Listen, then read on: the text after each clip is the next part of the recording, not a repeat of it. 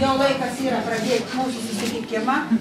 Jeigu dar kas ateis, gal kaip nors įtilps, salę turim tokią, kokią turim. Šiandien yra, kaip ir kiekvienais metais, susitikimas su rajono valdžia. Dalyvauja ponia merė, ponios administracijos direktorius, yra policijos atstovai, nes seniūnija pagal Šilutės rajono dydį esam viena iš didžiausių po Šilutės. Turim beveik 200 kvadratinių kilometrų plotą, turim gyventojų 3800. Trečdalis seniūnijos iš to ploto yra užliejamas ir tas, aišku, mums neduoda naudos, kiek žalos. Gerai, aš turiu kelis konkrečius klausimus. Norėsit atsakysit, norėsit ne. Vienas, kodėl mums neatsakoma į laiškus? Kodėl, pavyzdžiui, seniūnė grąžina registruotą laišką su užrašu atsisakau priimti?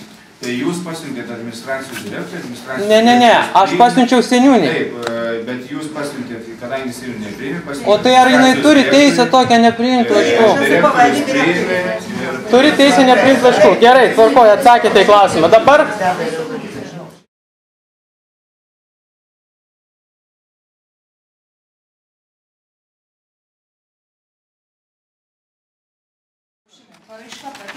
Jūsų prieš tai buvo atsakymas kitoks.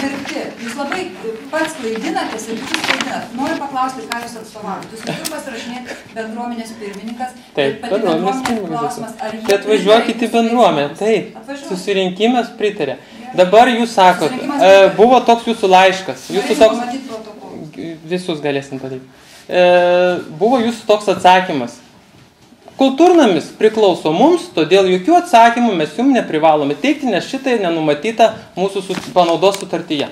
Buvo toks jūsų atsakymas. Nepasiėmiau šiandien, galėsiu paviešinti, jeigu reikia. Savivaldybei priklauso šitas statybos. Ir jūsų buvo atsakymas, mes jums jokios informacijos neteiksime. Aš tikrai nežadu čia dabar su jumis jokios datai. Ar turite Dabar aš dar turiu klausimą, aš nepabaigiau. Aš nepabaigiau klausimų savo. Kodėl ignoruojate?